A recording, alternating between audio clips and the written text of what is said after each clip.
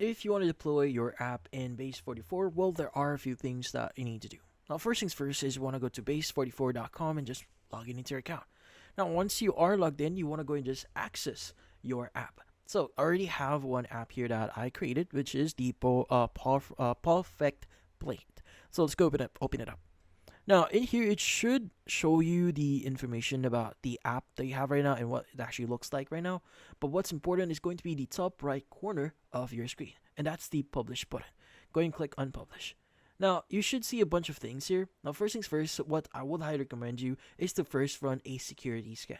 So, run a security scan here and follow the recommendations to protect your app here. So, your app data is basically protected. So, let's go and click on run security scan here, and from here it's going to start the scanning process.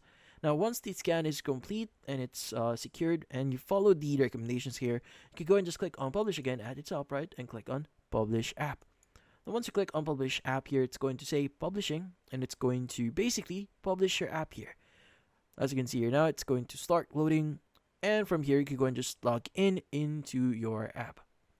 Now, again, if you made some changes, you can go and just click on publish again in your project here once you've interacted with your AI. And that's about it.